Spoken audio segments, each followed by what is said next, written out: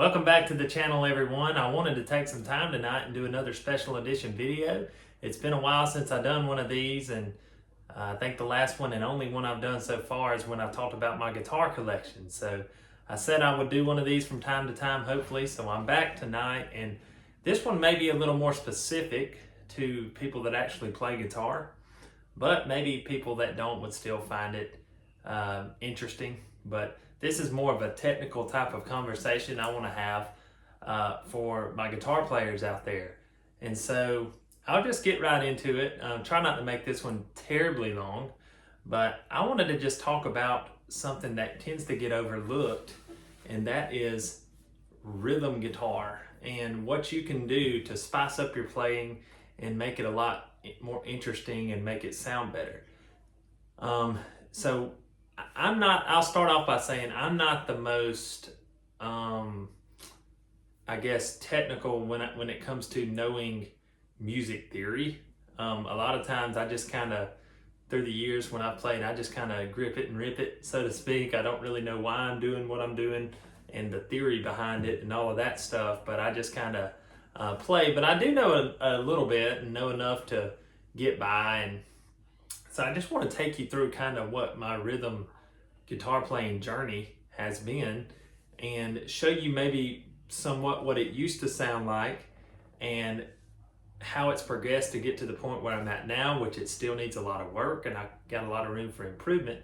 But maybe some of you out there just kind of know how to strum and just strum aimlessly, kind of like I used to do probably. And maybe you could benefit from this, and I could show you some tips. I don't think I'm really good enough to teach too much, but I have learned a lot along the way, and maybe I can teach some people some things that would be helpful to them. If you want some real good lessons and want all the theory behind it and more structure, you're probably gonna want to go elsewhere, but maybe I can give you some tips. So, rhythm guitar. Everybody wants to do the fancy playing and all of that, and I try to do that. I love trying to flat pick, but rhythm is very important. But something I didn't always realize was that not all rhythm guitar is created equal. And there's some players that are a whole lot better at rhythm guitar than others. And also when you're playing by yourself, rhythm guitar is even more important because so much more of what you're doing, your instrument carries you and it feels out the sound. If I'm playing with people that there's a piano player and a bass player and a drummer and stuff like that, I don't have to do as much. I can more so just strum. However, if I'm playing by myself, then it's important that I do more than just strum aimlessly, because it's going to sound a lot better if I can put in some good bass notes, if I can put in some fills, if I can put some transitions going from one key, one chord to another. And so, but let me just kind of take you from start to finish. So when I first started out, like most people, I was just happy if I wasn't muting strings, right? It would sound like that, and I didn't have a lot of, strength in my hand. And when I'd switch chords, I used to make a G chord just with these two fingers. But I didn't know what key to switch to a lot of times. I would have a song wrote out and have the key above it where I knew exactly what to go to. I didn't have as much feel on it, and when I couldn't just change without looking, I couldn't change without breaking up the flow of the song. It might be like, we might just for this whole thing use I'll Fly Away as an example. So it would be like, some glad morning when this life is o'er, I'll fly away to a home on God's celestial shore. I'll fly away. See, and it was slow, it was choppy. I didn't get the chords just right, and they might be muted strings. But now, if I played it in that same key, it might sound something like this. Some morning when this life is over, I'll fly away to a home on God's God's celestial shore, I'll fly away. And see, you can tell obviously which one's better. So what did I do? Well, I used to, once I got to where I could grip the chords good and kind of knew what key to go to a lot better, I needed to learn how to strum and how to make it sound good. And so I just used to do like this. Some glad morning when this life is o'er, I'll fly away to a home. And you can see how I'm just hitting one note down, one note down, one note down. But what I learned later, and what I'm kind of getting around to that I want to teach today, is I believe people that know what they're doing call this strumming pattern boom chuck. And the idea is where you're intentional about the bass notes you're hitting out of whatever chord you're playing in, and then you're playing bass kind of at the same time as you're strumming. And so not with a thumb pick and fingers like Chet Atkins style. I'm not talking about that. There are people that can do it that way and it almost legitimately sounds like there's two guitars. But I'm talking about just with a normal flat pick, like that right there, or whatever pick you might have. That's the kind I use. And using the boom chuck pattern. So whatever key you're playing in, like if I'm starting out in D right here, you want to use the root note of the key you're playing in, which is the one chord, D. If I'm playing in D, D is the one chord, and that's the D string right there.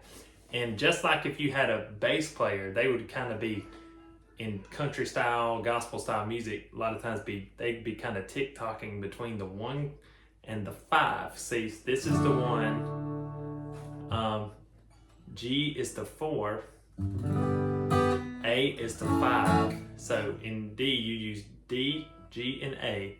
And you want to tick-tock between the root note of the 1 chord and the 5 chord, which is the 1 chord's D, the 5 chord's A. So it's some glad morning when this life is o'er. And you see how I'm just back and forth? I can do it even, and I'm putting a strum in between. I can do it without even doing a strum, and you can hear it. Some glad morning when this life is o'er. Some glad morning when this life is o'er. And see how much different, how much better that sounds? Because if you had a bass player, they might be doing this. Some glad morning when this life is o'er. And so and it works for any key, but in this scenario, we'll walk it out in D, and then I can show you some other keys as well. But if you want to change then to G, which is where that next one, when this life is o'er, and this is the G chord, right? Well, this E string on the 3rd fret, that is a G note, and that is the root note of that G chord. And then you would go to this, the 5 in that G is your D chord. So you can go to that D note right there. So you would tick-tock, I'll fly away, then back to D. So I'll fly away to a home on God's celestial shore. And then if you went to A, that is the, I'm sorry, G was the 4 chord. A is the 5 chord, and you would go to this A, fly away. Well, this is the root note of that 5 chord. The 2nd string open, the A string. I'll fly away. And so it would be, I'm going to do it without strumming, then do it with strumming so you can see what I'm talking about. Some glad morning when this life is o'er, I'll fly away to a home on God's celestial shore. I'll fly away. And you see how I'm just doing it back and forth, but this is and when you're in D, it's the D and the A, which is the 1 and the 5. And then when you go to G, it's G and D, which is the 1 and the 5. Fly away. This is back to D. Move home on God's celestial shore. And when you go to A, you got this A note and the E note, which is the 1 and the 5. I fly away. But now listen with strums in between. See? I'll fly away, oh glory, I'll fly away. When I die, hallelujah, bye, I'll fly away. Now I'm going to show you an example of what it sounds like if you're just strumming aimlessly, and how much better it sounds when you're intentional about the bass notes you're hitting. Some glad morning when this life is over, fly away to God's celestial shore. I'll fly away. Now let's get intentional. I'm glad morning when this life is over, I'll fly away to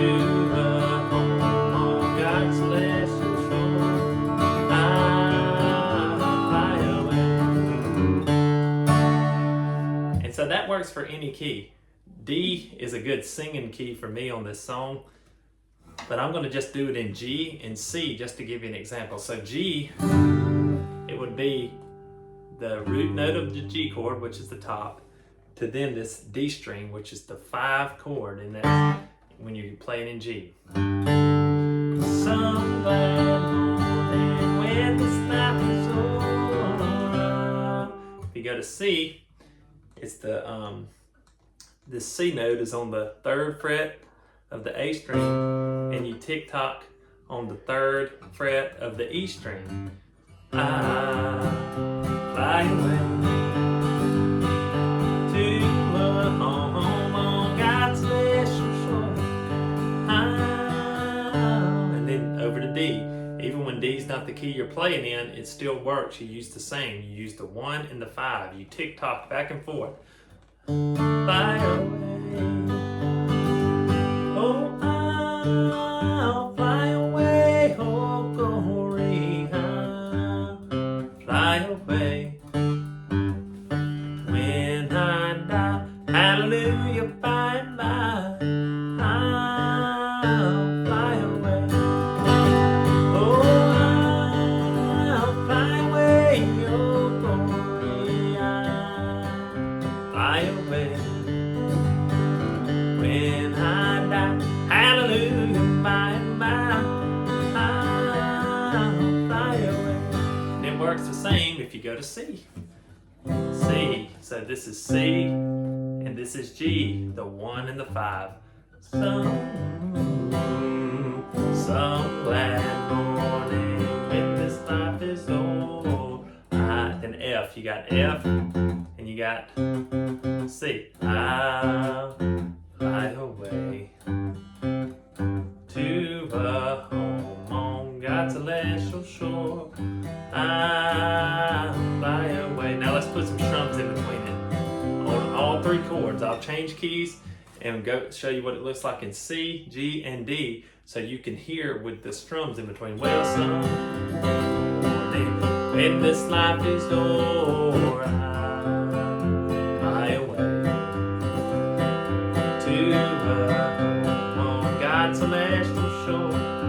I'll fly away. Some glad morning when this life is over, I'll fly away. This is played in D. To a home on God's celestial shore, I'll fly away. Some glad morning when this life is over, I'll fly away to a home on God's celestial shore. I'll fly away. yeah, so practice that. That boom chuck pattern works great. And it's just using simple, if you're a bass player and then start trying to learn the guitar, you kind of already know that stuff, because whether you know it or not, the top 4 strings on an acoustic guitar are the same as the 4 strings on a 4-string bass. And so you just want to learn the tick-tock. And, you know, at first, if you're just strumming aimlessly and you learn this and just try to figure out in each key, okay, what is the root note and what is the 5 note? And if you just learn that and go back and forth, even if you're not doing crazy strumming or fancy stuff in there, you just, if you just, I'll fly away, if you just hit one downstroke, to a home on God's celestial shore, I'll fly away. That makes it sound so much better than just aimlessly strumming and not taking any thought into what bass note you're hitting. And so I hope that helps somebody learn how to do rhythm. That's just scratching the surface. There's so much, and so many players are so good at rhythm, and they do cross picking within their rhythm, and they can do fancy licks and fancy picking out and just, you know, playing within the chord, and they can always go back. I try to do this, especially when I'm playing these solo videos and just playing by myself somewhere, because it helps you be in so much more control. It adds so much to your playing. And when you're carrying all the music, when it's just you and a guitar, or maybe it's just you and one other instrument or something like that, it really helps, because it makes it sound so much more full, so much more interesting, and so much better. And then I'll do a short, you know, little bit on this. I won't go too deep, but also something else that really helps is when you learn how to do some transitions from key to key. So say you learn what I just said, and you're kind of trying to, you've learned how to do your basic boom chuck, and you want to make it even more interesting. Well, a way to do that is to put some transitions in between keys. So let me show you. Sunday morning, that's just normal, down up, or a boom chuck, the 1 and the 5 bass note. But I'm going to do some transitions when I change keys. Some glad morning when this life is over, see what I did there? All I did, and I can't tell you the reason why these work. I can't tell you the music theory behind it and the notes. A lot of people probably could. I can't, but I just know it sounds good. When this life is over, use that 2nd fret on the A string, will transition you to the C chord. When this life is over, did you hear it? If you don't do that, it sounds like this. When this life is over, but if you use the transition, it adds value there. Listen to it. When this life is over, I'll fly away to a home on God's celestial shore. I'll fly away. Did you see that? I walked it down to get to that D chord. And then when I changed to D, what did I do? I hit the root note of that D chord. When you're changing to these chords, when you're playing in this boom chuck pattern, you want to change, and your first thing you're hitting needs to try to make it that root note of that chord. I'll fly away. Oh, I'll fly away. Oh, fly away. When I die, hallelujah, bye-bye. I'll fly away. So some other examples would be in D, and I would just suggest just play with it. Get used to doing the boom chuck, and when you change chords, hitting the root note of that next chord, and then try to find creative ways to get there. I love, if you've watched me enough, you know I love playing out of the C position, the G position, or the D position.